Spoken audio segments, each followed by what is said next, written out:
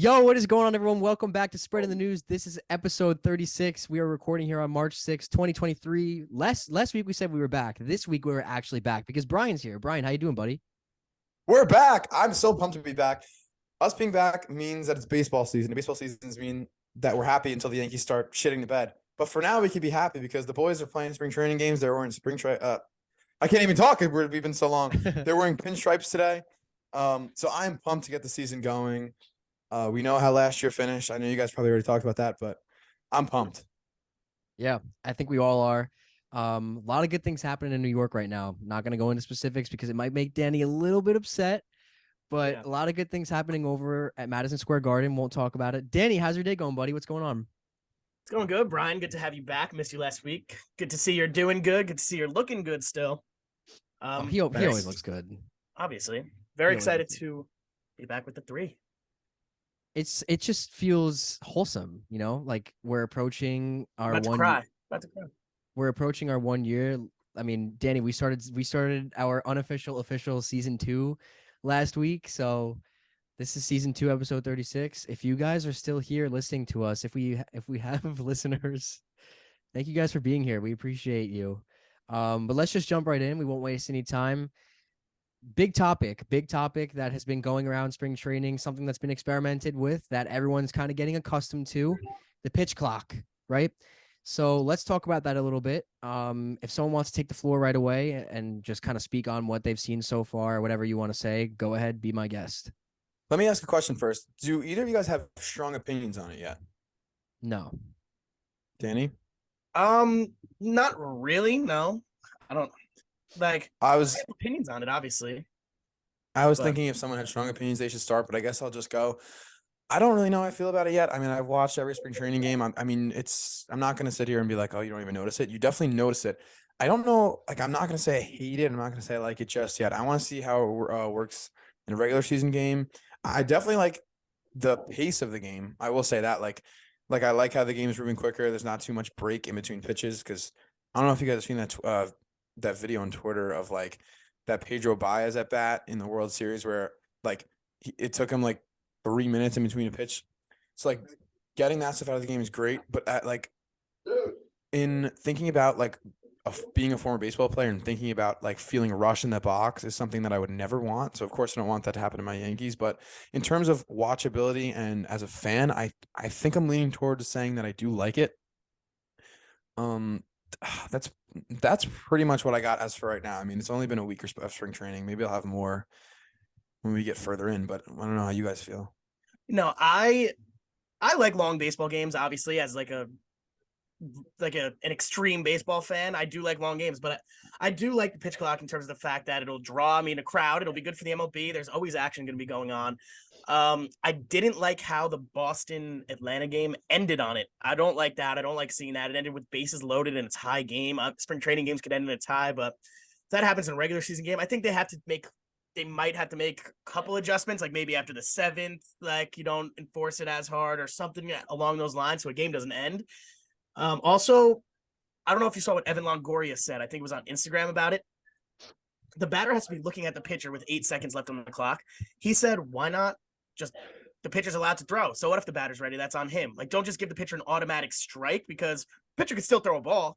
So if the batter's not ready, just let the pitcher throw. Doesn't matter if he's not ready instead of giving him a strike because, I don't know, you just take out the pitcher's job. The pitcher still should have to do his job, I think. But no, I definitely like it in terms of the pace, and games are going to be more not even the games are still 2 hours and 30 minutes, but there's going to be more action happening, and it's going to be the same action, but happening in a shorter amount of time. So it feels like more action. So I think it's going to be good for the game. Definitely. I don't know the exact stats so far, but I don't think runs have been down in the spring training games. No, I'm seeing the Yankees scored 9 runs today. They're still scoring runs, so that I'm very happy with. I do agree with Danny's point about games ending on it. I don't love the automatic ball, automatic strike thing. I hope that's something they can figure out. My biggest hope with that is the guys get used to it, so that doesn't happen at all anymore. Yeah. Because it does suck watching guys I think I saw Segura and I've seen other guys just have to go back to the dugout after a pitch clock violation and strike out. That sucks. That's not what anybody wants to see. Yeah, they interviewed in the Yankee Nationals game on ESPN. They interviewed CJ Abrams, who spent a lot of last year in the minors where they used the pitch clock. And he said it definitely took quicker than he thought to get used to. And they also flashed on the screen the stat differences. Runs per game was the same. Like every single stat was the same except for pace of play. Like it cut like 30 minutes off the game, but every single thing, runs per game, batting average, all that stuff stayed the same. Like no difference. It just made the game shorter. So that's why I think it's in the MLB this year, because they saw that everything was the exact same pretty much. So I think that's an interesting point, Danny, that you say that everything's kind of the same. And I was going to say the same thing as you, that it shaved off like a half hour of the game. So like, obviously like that's always good, especially for, incoming fans, people that are trying to get into baseball. I feel like the number one complaint about people that aren't baseball fans, I feel like the number one thing they always say is the game is too long, the games are too slow. So obviously this is going to help with that. And, the whole point of it was to attract a bigger audience, right? To create more engagement. So we'll see if it's successful. I don't know how I feel about it so far, just because like you, Danny, in a way, like I'm a baseball fanatic. So like I do love the long games. I love just sitting down and watching a good baseball game. Like I remember like that like when I think of a long baseball game, I think back to that Yankees Mariners game in Seattle last season, just that pitcher's duel.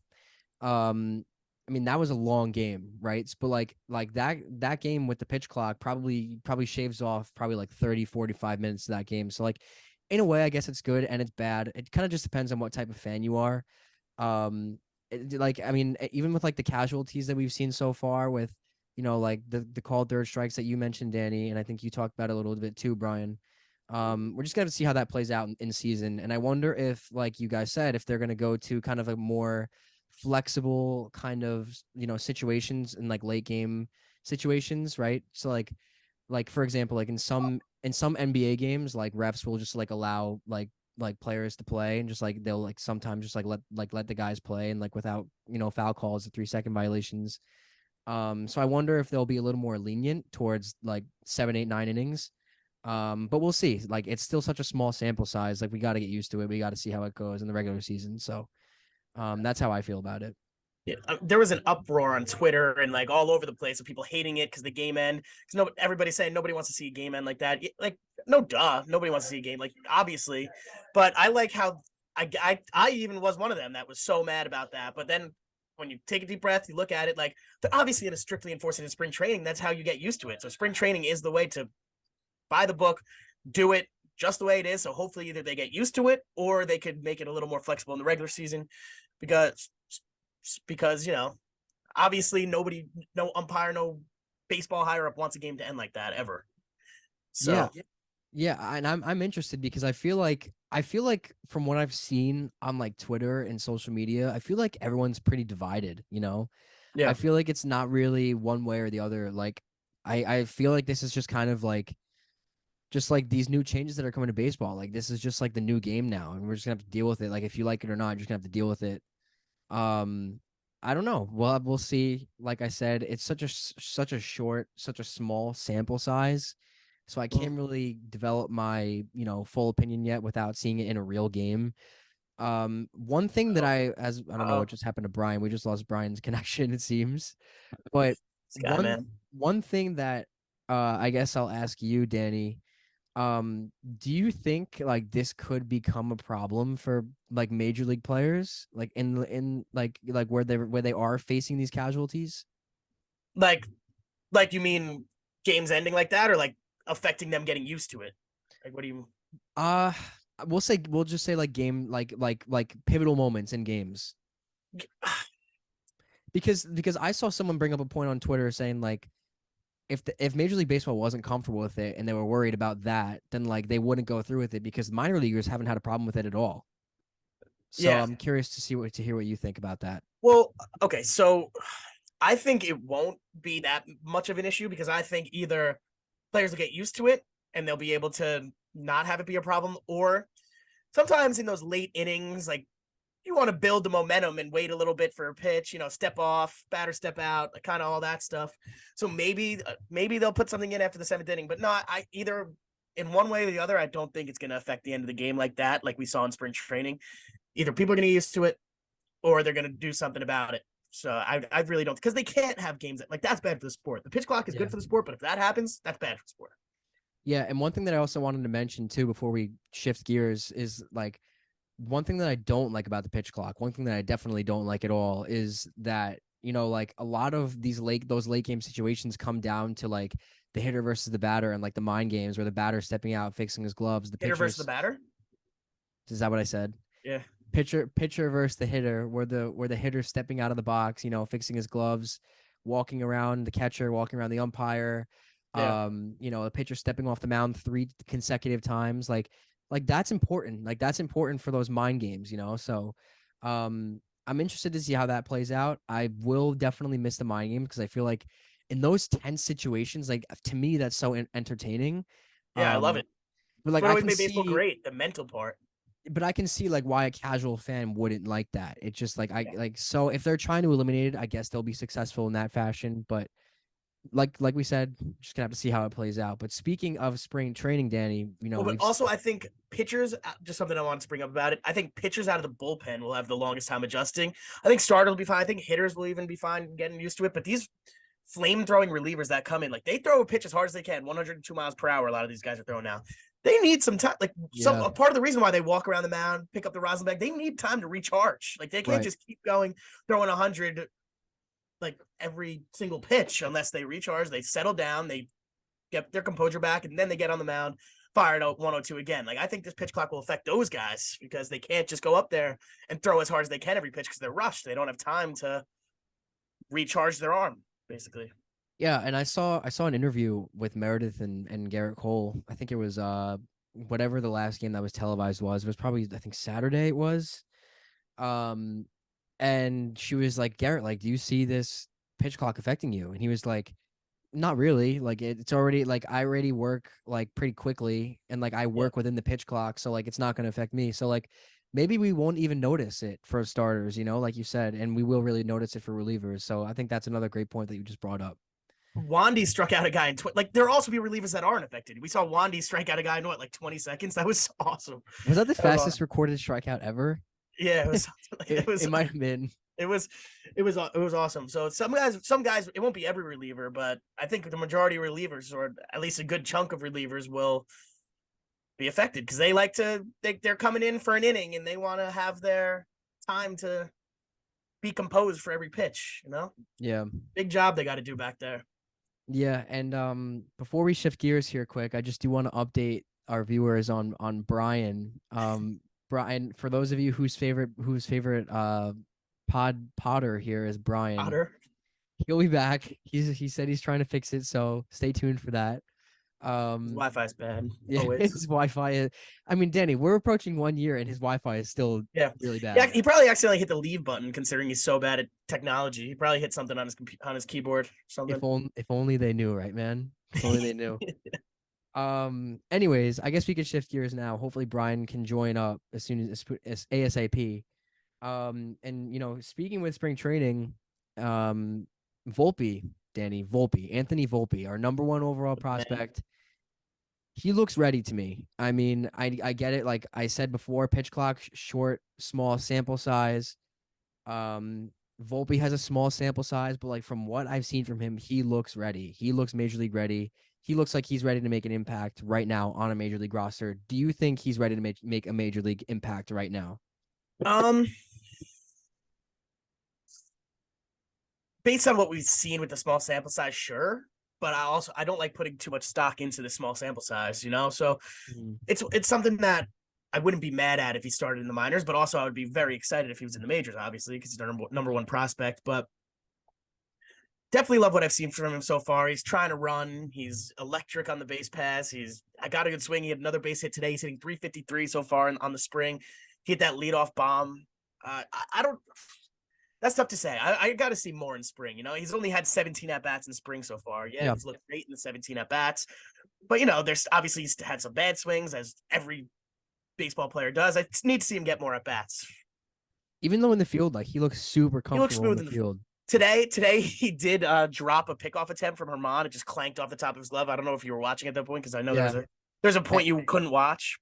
Yeah, I actually just like got back in my room like to see that play. So I just got so back. I mean obviously like whatever, like can't be perfect, but he made that play coming in, throw on the run across his body. That was cool. Looks slick over there. But he also got picked off at first. Like obviously your kid's gonna make mistakes. So yeah. I mean, he knows like he's probably trying to do like the most. He's probably trying to do everything that he can to really make an impact. And he has like he's made an impact so far. Like you said, you just spoke about what he's hitting right here. I have it like you said, 353 and a homer. So I mean, he's looking good so far. I think he has like 2 doubles maybe. Definitely got a little bit of pop too. Yeah, so he's looking good. And he's comfortable, in the field. So he did get picked off today though, which kind of sucked to see because like again, that's just like another like incident of I think just like a young player trying to do the most to like really get noticed out there on the field. But like now we're dealing with, I don't know if you saw, it was kind of like an under the radar report today. But Peraza is like dealing with something right now, a little injury. I think I don't remember what it was. Do you know what I'm talking about? Yeah, I saw that. I forget exactly what it was, but I did see that something was going on, and that would suck. I do have stuff to say about shortstop that it's different than what I said the other day. It was a minor foot injury for Peraza. They say minor foot injury. Before we go more into the shortstop, then we'll have, so if you're listening to the pod, Brian just joined back. I told you guys if Brian's your favorite podder, he would be back. So I said to stay tuned. Hopefully you stay tuned. Brian's back. Brian, we were just going over Anthony Volpe, and I was just saying to Danny that Volpe to me looks ready. And Danny was essentially saying that like right now, based off of the sample size that he's seen, like he does look good, but he still needs to see more. What have you seen out of Volpe so far? Nothing but good. By the way, I'm officially back now. My Wi-Fi is in mid-season form, although it's spring training. But now we're officially back. Volpe has honestly been. He was the most exciting thing for me to watch spring training. That's honestly, I feel like I paid attention to spring training the most I've ever been this year because of our prospects, specifically Anthony Volpe. How do I feel about him? I put a bet on him to win Rookie of the Year this year. That's how, listen, I mean, last year, you guys know about my success was the Judge MVP bet. So let's hope that this can continue. Oh, I forgot. I had that too. How much did you guys win? Yeah, from that? so 250. I won off it. yeah, me too. I think I had Wow. 220. So Volpe has done nothing but impress me. I honestly didn't think he'd be this good throughout the entire spring training. He's done everything you've asked, and I was telling you guys this before. Like the first game we saw him play, he hit a hard line drive that was caught, and then the next at bat, I think he singled, and then immediately stole second and third on old friend Rob Brantley. So that just shows me that not only like we can talk about everything he's done because he's been great defensively on the base pass, besides his getting picked off today, and he's hit really well.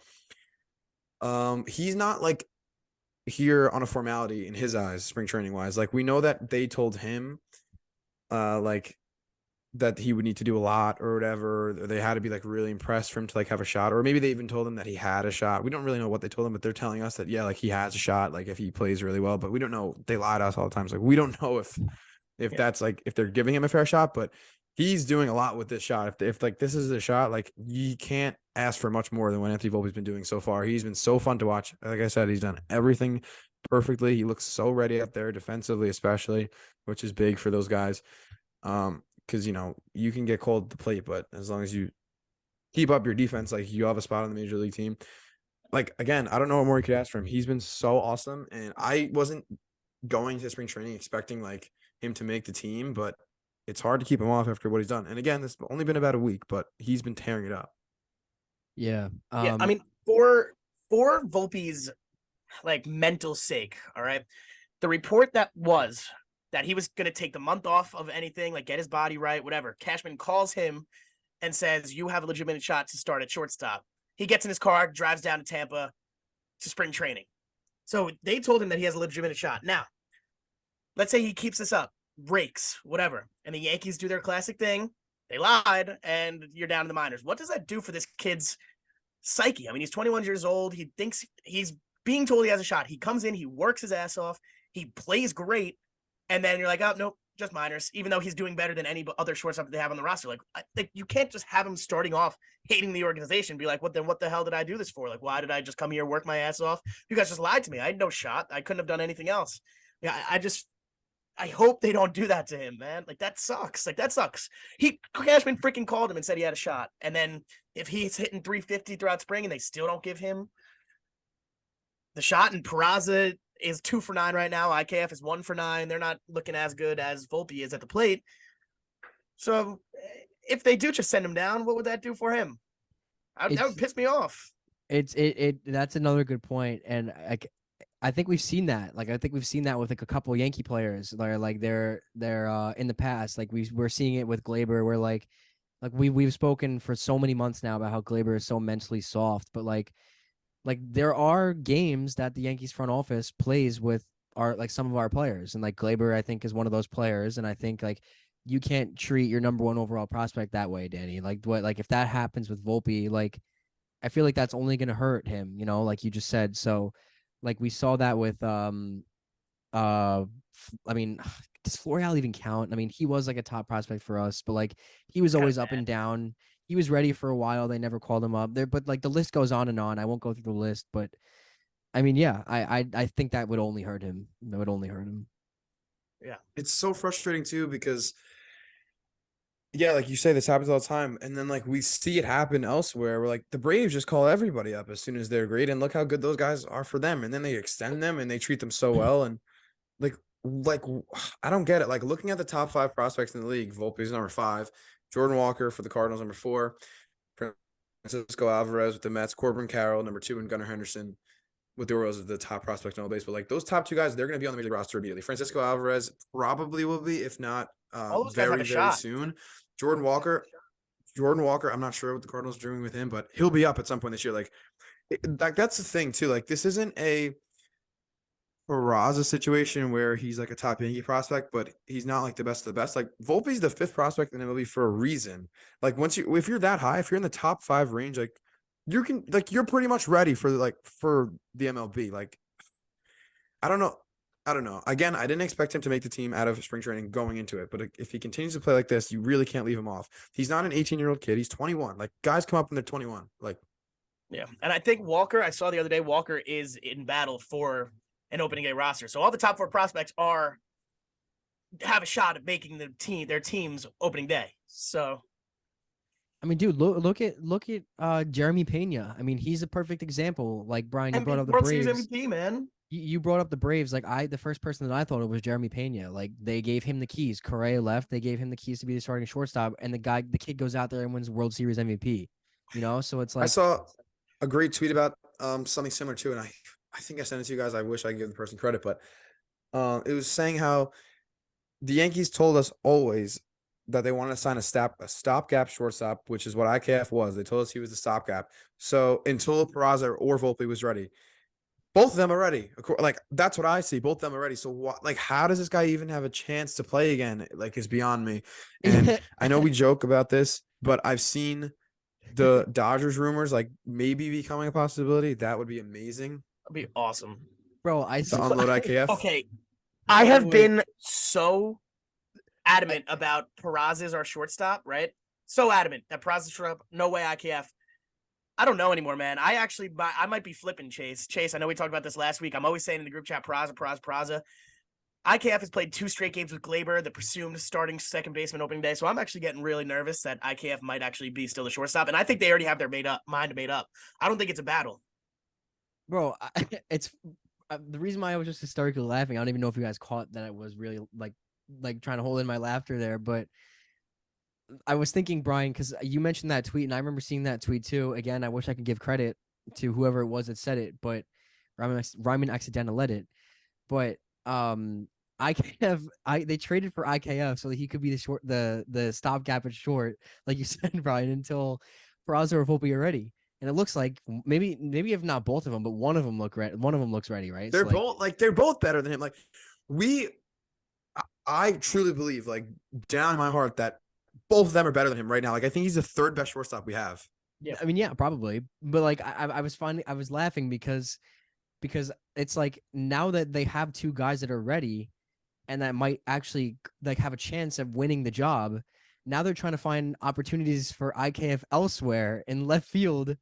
And I saw someone subtweet that report, and they were like, "Oh yeah, let's get like a sub 600 OPS guy in left field because his bat is so important to the lineup." Like, it's mind-boggling. Also out of position, playing a position he's never played in his life. Out of position, never played it in his life. Noodle arm can't. It's just it's insane. It's literally That's insane. what I'm saying. The obsession makes no sense. Like I don't know what he's done to prove that he's like worthy of playing. Because the answer to that is nothing. He was like, he's one of my least favorite Yankees ever, and I think we all could attest that we all hated him last year. But it's just like that made me happy for a second, that report about him possibly playing left field, because we were like, oh, maybe they really are open to Peraza or Volpe. But now that, thinking about it more, it's like they're doing everything they can to get IKF in the lineup for reasons that I can never understand. Like what? Like that's the question I would just like to ask him. Like, why does he have to play? Like why does he have to play? Catcher this year?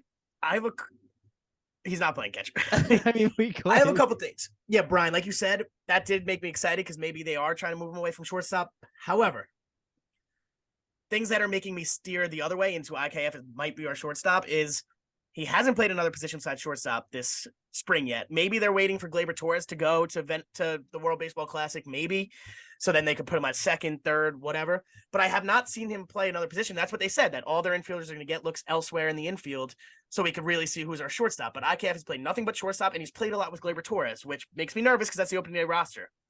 Another thing, did you guys hear what Boone's quotes recently? I don't remember the exact quote. I don't remember exactly when it was, but he basically said that, yeah, it's a battle, but what happens in spring training really doesn't matter for opening day. Like opening day is opening day, which was like, so it's a battle, but you don't care about the battle. So whatever anybody else does, it doesn't matter. Like you already have your mind made up at shortstop. We know they treat like April like open, like an extended spring training anyway. So basically what he was telling us is that we really kind of have our mind made up at shortstop. No matter what happens in spring training, it's going to be opening day. Opening day is opening day, and we'll see what we got after the first a month or so, which I think is very annoying. Very annoying. It's like almost like, what is the point of even inviting these guys to spring training if you already have your mind made up? Just to like appease the fans, so we could be like, oh, maybe it's competition, and then it's not. Yeah, I don't believe in training and in spring training battles at that much, because like no really higher ups are putting that much stock into 50 at bats you see in spring training or less, how many ever at bats these guys get. But I do want to see IKF playing second base. Then it'll tell me that maybe they're trying to get him elsewhere and trying to not make him the shortstop. But until I see that, then I'm really nervous about IKF being the shortstop. Me too. Just for the sake of time, so we can move on, we'll end with this on the shortstop point. You guys are betting men. Who is your opening day shortstop? If gun to your head.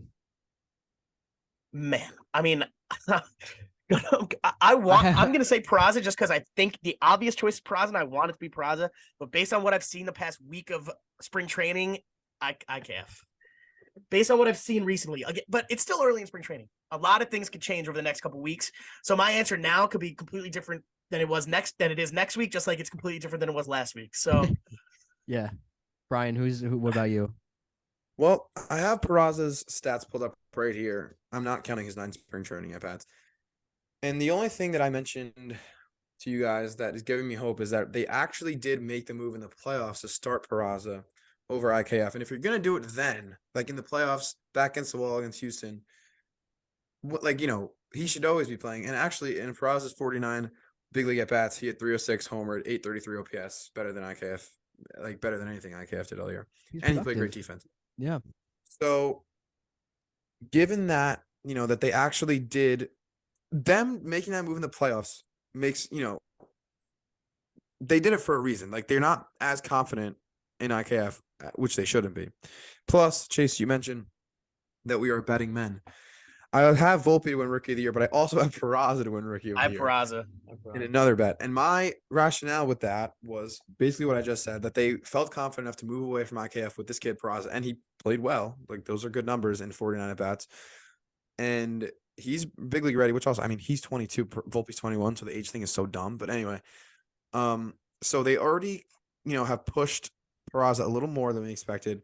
And my thought process with the bet was that if Peraza actually does take over the starting job, play every day, he could put up enough numbers to actually win Rookie of the Year, depending.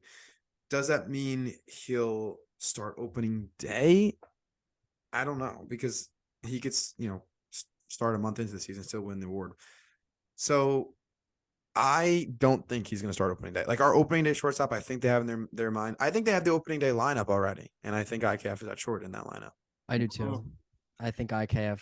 Yeah, I'm kind of switching my thing. I really want it to be Peraza because all off season I've been saying Peraza because it was just so obvious with the playoff thing. That was always my point, Brian, the playoffs. But yeah, I'm getting nervous, especially now with this minor foot injury. But you know them and their minor injuries. I'm doing the air quotes, the minor injuries. Those end up lasting 2 months sometimes. But we'll see him in August if we're lucky. yeah. Anyways, we can move on. We can totally revisit this subject in like a week, 2 weeks. I'm sure this will be a topic in every single episode we do. Like you said, like things are constantly changing, things are fluctuating. So we'll be back. So stay tuned for that. Next subject that I wanted to speak about is outfielders. So we have a very interesting outfield situation. I feel like again, this is another thing that's just constantly fluctuating. We have like 4 guys right now who are like earning themselves a spot early in spring for that starting left field job. And we're getting Aaron Judge in left field on Wednesday and Thursday, I think I saw. So like the Yankees, like maybe like obviously with them experimenting with Judge in left, like maybe they don't have their mind made up the way we think that it's probably going to be Hicks. But like Hicks is playing well. You know, Willie Calhoun's playing well. Rafael Ortega's playing well. Well, we can go through the numbers in a little bit.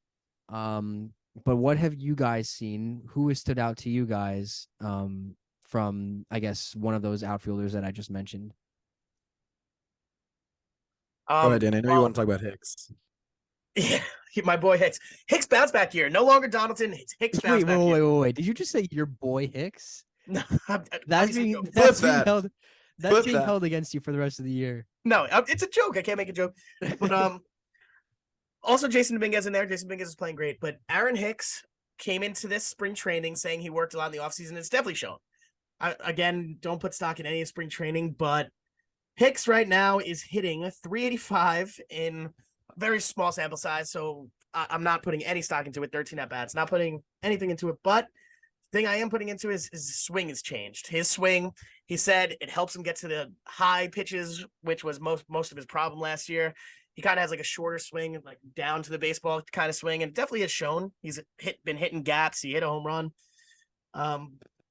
So I mean, if he actually made a change to his swing that could help him play baseball, and he's going to play fine and left, and sure. But yeah, our guy Ortega, Willie Calhoun, they've also been showing out well. But the guy we want to talk about is Jason Dominguez. No, guy's awesome. Yeah, guy's awesome. But also he's got no chance. Like we know that. No chance. Which is unfortunate because he has looked really good. Excuse me, he's looked really good. But like it almost kind of sucks in a way because I feel like every year the Yankees have one of those breakout spring training guys. Like last year it was Marluz. Obviously it didn't end up working out, but Marluz, like he played really, really well in spring training. So like this year there's like 3 guys through like what is it, like a week and a half, 2 weeks of spring training so far that have like really been playing well and earning that spot. So like they're like they don't have a spot to give one of those guys, so it's almost like we're just gonna like lose them for nothing. You know what I mean? Yeah. So like that stinks to me. But yeah, like some like Willie Calhoun, I had his numbers up before on my computer. Bro, he's hitting 571 with a 1482 OPS. How many at-bats? Huh? How many at-bats does he have right now? He has 14 at-bats. Again, small sample size, but like these guys are playing for the job, you know? Like these guys are earning a job. Like we're seeing it happen. But like so like that's another thing. Like do you guys think like that this is just automatically locked up, like the bench is set? Like Brian, last week me and Danny were going over the bench. And I think we had like Higgy Trevino's a lock, obviously, one of those 2 guys. And like this is assuming they go with a 4-man bench, right? So Higgy / Trevino, DJ / Glaber, IKF, Peraza, like Hicks, like you know what I'm saying? Like well, we also said if Peraza's on the bench, that's a mistake. So we said if IKF's the shortstop, we see him going down to the minors and one of these non-roster guys like Calhoun or Ortega making it. Oh yeah, that's true. We did say that. I can't see them taking one of those guys on their roster, like those non-roster guys like that. Like, especially, like, I was just looking up a little bit more about Ortega. Yeah, like, obviously he's torn it up in the spring training, but what does he have? 9 at-bats? And Yeah. he's a career minor leaguer. He's 31 years old, and he's, like, never really played in the big leagues. Like, that's not, like, 28. yeah, whatever. Really, Calhoun? No, Rafael Ortega. Oh, you said Ortega. These spring training stories are, like, yeah, they're, like, fun for the first week, like, just like this, but that guy will never, like, barring injuries down the line, like, that guy will never be like a fixture in the Yankee lineup, like, whatever. Calhoun has a little bit more of a shot because he's actually played consistent time in the majors the last, like, 6-ish years. That one could be possible. I mean, again, what do we say? 14 at bats. Like, how much stock are you taking in 14 spring training at bats of guys that aren't Yeah, like guys that aren't really on big league rosters, like, for a reason? Like, I know I keep using that phrase, but it's true. Like, a lot of stuff is for a reason. Like, those guys aren't getting paid a lot because they are not good. Like, they're all professional baseball players and they get hot, but, like, these guys aren't really, like, real threats to make the team in my eyes. I do like Danny's boy Hicks. Like, you guys know how I feel about him. Like, I hate him. Like, I don't really want to see him play much. Whatever, if this new swing thing can help him, but, like, we're also seeing the same problems of him, like, literally dropping a fly ball and oh my like, God, right in yeah. his glove today in left field. And those things are things that I actually do put stock in spring training. Like, hitting is one thing, but, like, you can't be dropping fly balls right at you in spring training. Like, because that was a problem for Hicks all last year, like, was his weird, like, terrible misplays in the field. And, like, if we're gonna do that, like, that's, like, there's no reason to have him on this team. We know that, like, Oswaldo is my guy personally. Like, and again, like, I'm not totally sold on Oswaldo Cabrera as a major league bat. I'm not really sure if he ever will get there, but he, in limited time, even though he's out of position there and he's learning it, like, he played a really good outfield for us at points, and he's electric and he's fun and he's young and pretty much everything that Hicks isn't. So I'm taking my chances with Oswaldo personally. Like, that's my left fielder at the moment. I mean, that's what I think I have to say about that. Whatever, I'm sure Hicks will be on the bench because they love him. I'll believe it. His new swing has helped him when I see it in the regular season. Because, again, we can talk about spring training all I want. I know it's all we have to base everything off of right now.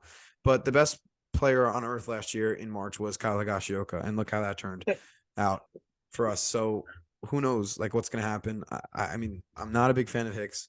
Danny did mention the swing change. We'll see if that actually translates to the games that count, and then we can have this conversation again. Kyle Higashioka ended up having a great second half of last year. So he actually really training. Don't joke about that because he actually did. I'm not joking about it. He did. He was better than Trevino for a stretch. For the whole second half of the year, Trevino went like this. Higgy went like this. Yes, I went down and up for that.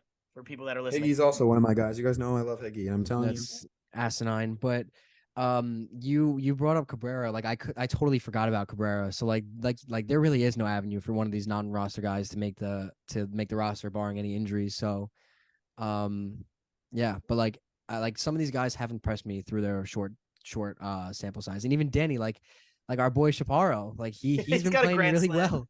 I mean, he hit a grand slam the other day. I don't think his, like, overall numbers are too good. I struck out twice today. He's hitting 250 with 2 home runs and 6 RBIs, 958 OPS. That's my third baseman right there. Yeah, I mean, that's what I'm saying. Like, no offense to these guys. Well, he's also 23, but, like, they're, like, you never heard of them until now, like, for a reason, because they're not good. Like, well, no, he's young. Nick Swisher said to look out. You missed that last week. Look at his minor league numbers last year. He was great. Chaparro in the minors last year. He had some. Chaparro was one thing, but I'm telling you, this, like, Rafael Ortega is not a guy. Well, Rafael Ortega has also had success in the majors. He had a really good 2021 in 103 games for the Cubs. I mean, he had above 800 OPS. I think he hit like 290. So he has had success. And I think if IKF is the shortstop, you could see one of these non-roster guys being a lefty bat off the bench. Like we saw Marluz last year. He was a non-roster invite. I really think you could see one of these guys be off the bench as a lefty bat if IKF is the shortstop. Yeah, they would have. Or you're saying if he is the shortstop? Yes, if IKF is the shortstop. Because I think IKF is on the bench. I think it's the other way around. I think they'd have to trade IKF. I mean, that's the way that I see it. No, if IKF is the shortstop, actually did have. If IKF is the shortstop, then that means Peraza would be on the bench or sent down. So if he's sent down, that opens up a bench spot. I don't think he will be sent down though. Which would be very annoying. Like late in the year last year, like he was riding the bench for like a while. I think, you know what I also think? I think they could also, like, platoon it, almost a shortstop by committee type thing, to use football terms. Like, I think that you could see IKF on opening day, then you could see Peraza the next day. I hate that. It's I absolutely hate I that. hate it. Hate it. All the best teams, like, I mean, look at the 2009 Yankees. Like, obviously, that's our last World Series team. Like, that was the same lineup every day. Like, that's that's what you need. You need surefire guys. You can't. I know we talk about like the softness of athletes today, and nothing makes me more mad than it. But like, I don't want to risk like ruining Volpe or Peraza's confidence because they're like don't know who's playing. Like, although I think it's stupid, but like that's just how they might be. Like you just need a shortstop and stick by. Like, and unfortunately, they did that last year with IKF. They stuck with him the whole year when he sucked. Like, why can't they do it with one of these young kids? Like, that's my ideal scenario. Like, I understand the concerns with Volpe in terms of his like youth and inexperience, although I want him on the roster. I don't see any way that Peraza doesn't make the roster. That would be insane to me. But if it's me, like I'm putting Peraza as my shortstop opening day and he's playing there the whole season. Like I want him to be like the everyday shortstop. And he's done everything there until Volpe proves that he is the shortstop. Yeah. No, I honestly think Peraza is a better defensive shortstop than Volpe is. That's all we've been hearing, and obviously it's what we've seen too. Like Peraza at the major league level, I think Peraza is a better shortstop. I think Peraza is the shortstop until Volpe comes up to play second or third if you work him out at third. That's what I think. Yeah, and that's another They interesting had Volpe playing point. second a couple days ago. Yeah, they keep moving Volpe around. I've been seeing a lot of people on Twitter saying like obviously as the time comes we can go more into it like over the summer, but like one of these guys in the infield like will probably be gone by, as we just got an update about Peraza's injury. Brian Hope just tweeted Oswald Peraza is dealing with left lower leg soreness. Aaron Boone said that Peraza is expected to play on Thursday, so we'll see what happens there. Okay. So I guess that's good news in a way if he's expected to play, but one of these guys in our infield will be gone by like over the summer. So like we were talking about this in the group chat the other day, Danny, about Donaldson. Like if Donaldson sucks, like they could get rid of him. They could. They will. Glaber, if Glaber is not playing well, then or like even if the whole infield is playing well, like Glaber is probably the odd man out just because of like with the way the farm system set up and with the way that Donaldson's contract is this year. I think it's IKF. He has Glaber also has the most value. Glaber does have the most value. And Brian, we were talking about this last week. I don't know what you think. I would rather IKF than Glaber Torres if it's limited to a bench role. If these guys are coming off the bench, I would rather IKF and I'd rather them trade Torres. Because IKF has more positional flexibility and, you know, he could play everywhere. We know he could play everywhere. He has the capability. Glaber, one position and it's second base. And he has more trade value. I think if they're limited to a bench role, like if Volpe comes up at second and they want Glaber on the bench, I think you trade Glaber. I think they're not putting Volpe at second base unless Glaber's off the team. The one problem that off the bench. The problem that I have with that whole thing is like Glaber to me, like whether you guys agree or disagree, to me he's like I'm just going off the top of my head here, like our fourth best hitter. So like I disagree with Danny's thing about the IKF. Like I would rather have Glaber on my team than IKF, even a bench. Not off the bench. You know, Glaber can't hit off the bench though. Glaber cannot hit off the bench. He's not mentally capable of coming in off the bench. He can still DH. He could DH for you a few times. I was looking at the other day. He has 34 total at bats. He has one hit.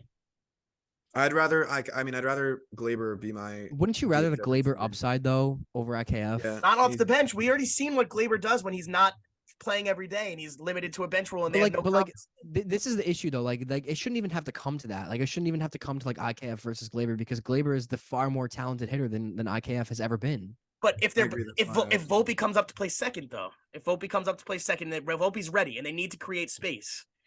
IKF is already on the bench. I don't see it happening personally. I don't. Me neither. But that's the. I think if Volpe comes up, I think he's going to be the shortstop. That's just the way that I see it. I also think if it were to come to that, I know you're saying. I mean, basically, what is your point that the IKF's like positional versatility is like his versatility, and we know Glaber can hit off the bench if it was had to come to it. I'm not saying Glaber like a pinch hitting role. I'm just saying like, just as a bench guy. He can't do it. He won't be able to do it. I would also rather this. And if a trade comes up in the summer for like a fifth starter that we need, and Glaber could be a piece of that, or just any starter that we need, like a Pablo Lopez. Well, obviously, that's all situational, but I'd rather have like Volpe. If Volpe does struggle, I'd rather have like no Gleyber's behind him, at least to play good defense. Okay, so like And when Glaber comes in, he sucks, and we're just repeating the same cycle with a bad and second baseman. no, the utility thing I think is dumb because we have Oswaldo for that. He could play all those positions too. Yeah. And then Okay. Hicks plays left. But you want to have versatility. Gleyber Torres is locked into second. You put freaking Glaber on the bench, he's worse than IKF. He's worse than IKF. I think if every Yankee fan was to answer this He's question, worse than I think IKF. he'd be a We've huge seen it. minority. I think you're underestimating how bad IKF is, dude. No, I think And, you guys are overestimating Gleyber Torres. Like we've seen last April, the first month of the season last year, Gleyber Torres was not good because he was like rotating. He didn't have a set spot. He got a set spot, was good. August, we talk about this all the time. August, he fucking sucked because he was in trade rumors. Every time something doesn't go his way, he sucks. But I agree, but IKF sucks always, no matter what. right, and look at it this way. Our biggest Gleyber's also got trade value. So if you want to play Volpe, I don't think this is gonna happen. But if you want to play Volpe at second, like I'm not saying this is going to happen. If you want to play Volpe at second, flip Gleyber first starter. That's what you got to do. That's what you should do. Because Gleyber Torres has upside, like you said, and he has value. So flip him for a starter, and that's what needs to be done. Because I also think we've been overestimating Gleyber's value for a while now, but I don't think that you should conform to having to trade Glaber though, just for that reason. Like I don't think you do. I'd rather him be traded and get us something in return than off the bench because he has value and he has potential. But like, I don't want Gleyber Torres on the bench. Think about it this way. IKF last year, our biggest complaint with IKF is that his only asset is that he can hit singles and do it at a 260 rate, 260 batting average. So wouldn't you rather have someone that can come off the bench and get you an extra base hit in a big situation? Gleyber Torres can't do that. Yes, he can. He absolutely can't do that. Every time an obstacle is put in his way, he doesn't rise up to the occasion. Like you're overestimating his mental capacity. He is such a mental midget. I'm sorry, I disagree. I agree. Totally. You don't think totally Glaber's a mental midget, Chase? Well, we've already established that's. You agreed with me last week on this point too. No. He might be like the most mentally soft player in the whole league, other than Gary. Is it? So you can't have Gleyber Torres coming off the bench. You use his value, trade him for a starter left fielder, put him in a package. I just feel like again, this is probably not going to happen. This is all. What is the word for it? This is all hypothetical. There you go. It's all hypothetical. It shouldn't even. It can't get to that point because you like I said, Glaber's like our fourth best hitter. You can even argue. No, he's not our third best hitter. He's our fourth best hitter. So like I do want them to play Volpe at third base. If they're gonna send him down in the minors, I want him to play some third base because when Donaldson sucks. Well, I thought you were saying Donaldson bounced back. Yeah, Donaldson bounced back. Yeah, that's not happening. Anyway, but no, when Donaldson sucks, I want to be able to have Volpe there and still keep Glaber. Like I want to keep Glaber if he's gonna be solid, but if there's a chance for our young guy to play, then could Peraza play third, right? Volpe can play third. Yeah. We also haven't mentioned the name David John LeMahieu and all of this. Like, yeah, like they shouldn't have to conform to trading Glaber just because Josh Donaldson is on the team. I think that's what it all revolves around. It's because of Donaldson. This is all because of Donaldson. Yeah. So like we were saying in our group chat the other day, they're the so Yankees. wait a minute. If they can get rid of Donaldson if they want to get rid of him. I agree. So let's say they do that, then what? Then you play DJ at third, you play Glaber at second, and then you play one of the young kids at short. And then you put IKF to the bench, or you just send him out, get him out of here. What about the other young kid? I don't think that there's a scenario where like I know you guys were saying like yes, I agree, like they should both get the opportunity to play together because I think they both can be great. I don't think there's a scenario for that. Ever or just not in the immediate future. There's no scenario. I don't think for opening that. day, but I think eventually maybe like a year. Maybe I would think like a year or two down the line. I don't think there's a scenario for that. A year or two. So what? One of them is just going to rot on the bench? Yeah, I mean we've seen it with the Yankees. We've seen it. You can't have Volpe not be starting after the next. Volpe will be starting, but I can totally see them making Peraza an everyday utility guy. They were both top 50 prospect. That just can't happen, man. That just can't. Either mid-season this year or next year, I see it happening. Not 2 years down the line. Okay, so but even next year, like that's a problem, is it not? Yeah, but one of them has to be the shortstop now, and we'll see what we have in the infield. If Donaldson sucks, then yeah, you got to get rid of him and bring him up, bring the other one up to play there. And DJ's gonna have to get at bats too. They have just a lot of options, but they go with the bad options. There's a lot of complications with these two studs. Like, obviously, like we want them both to play. I don't know. I said the other day, like my plan for this would be trade IKF to anybody for anything, which they'll never do. But that's what I would do first. I'd force Donaldson to retire, eat his money, whatever. They're the Yankees. Get rid of Donaldson. Then you have DJ Peraza, Glaber Rizzo, and then I have Volpe start the year on the bench.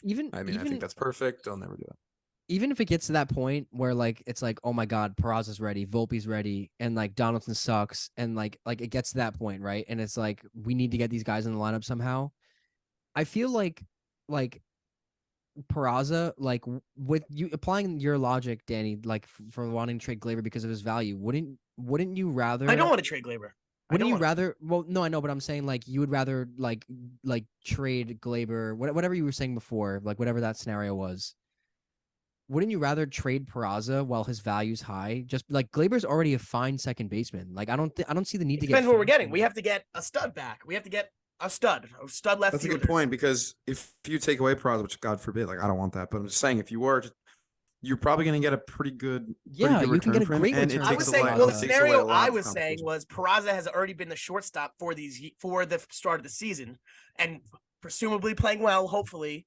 So then when Volpe's ready to come up, then you could look to trade someone else. But because if Peraza's playing good at shortstop, then you're not going to trade him. Like if he's playing well at shortstop, why would you trade him?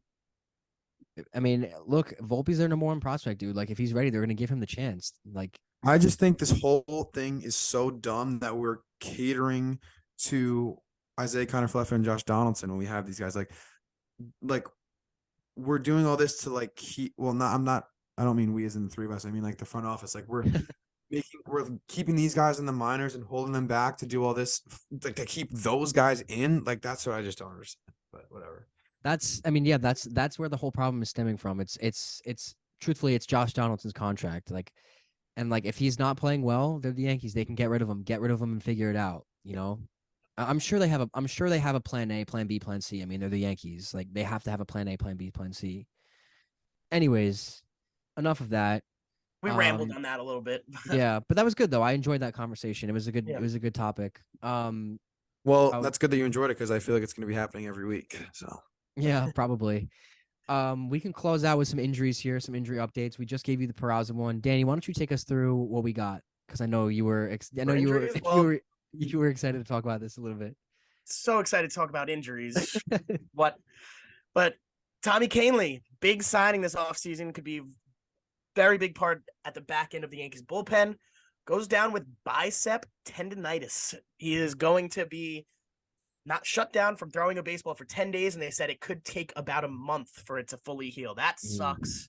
That sucks. I love Tommy Kahnle. We love his energy. Sucks. Yeah.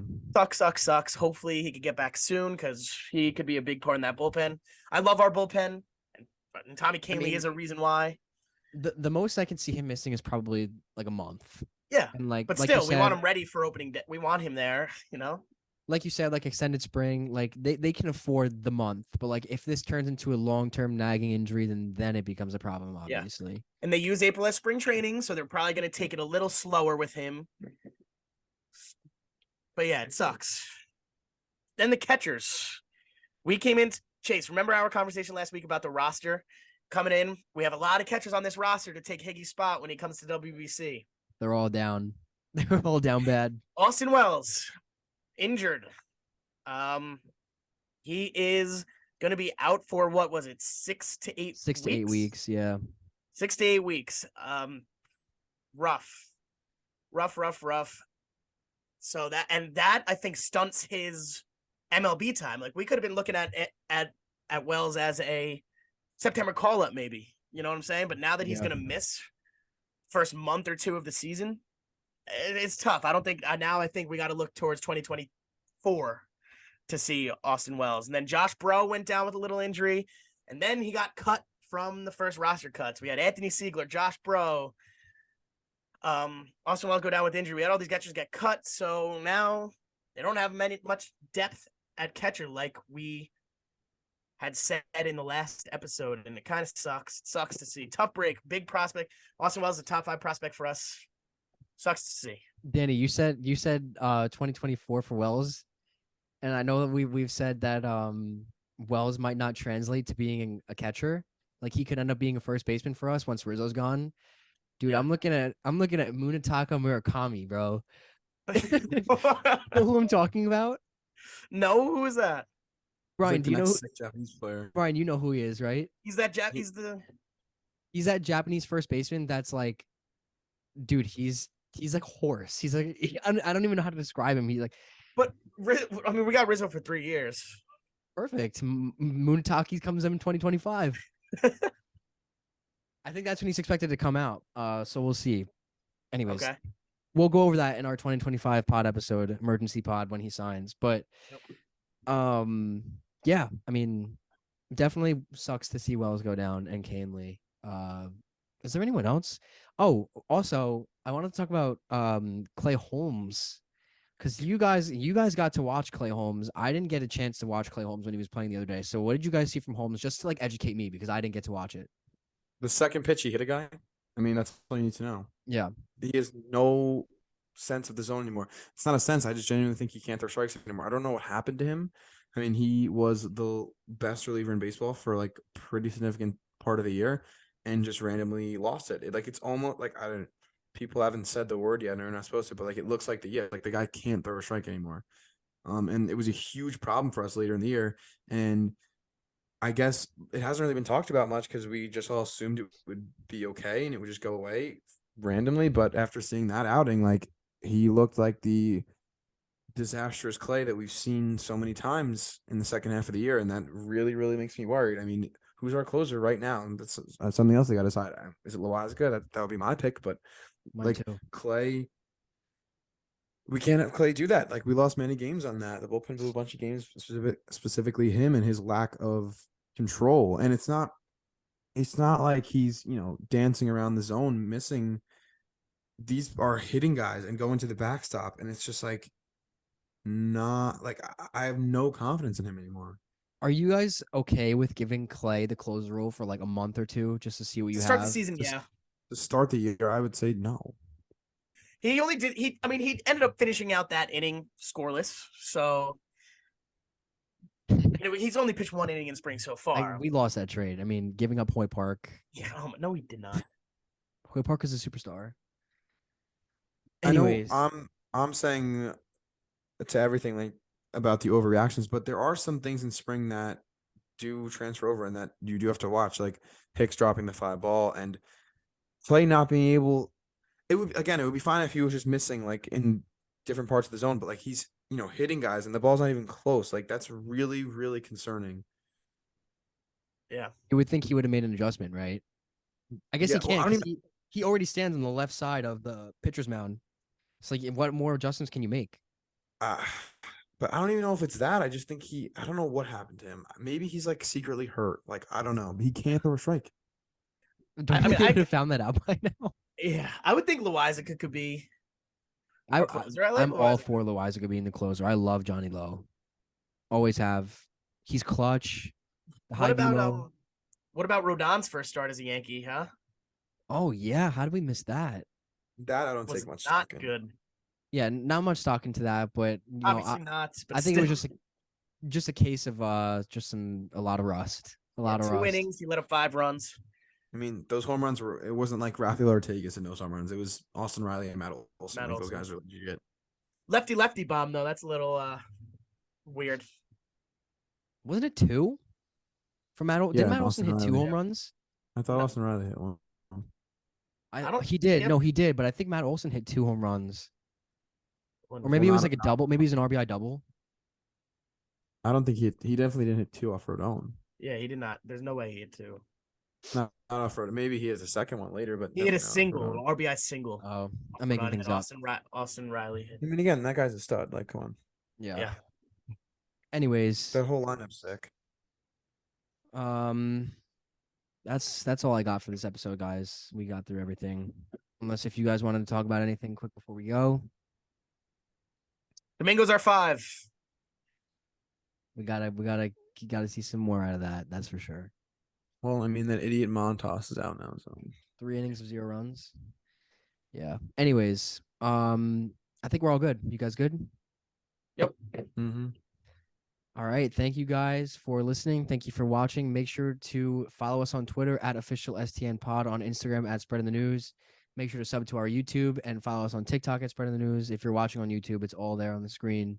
So just go to those links or those names there, those handles, and give us a follow. It helps us. Our Twitter has been doing a little bit better, very minorly, a little more engagement. Still really trying.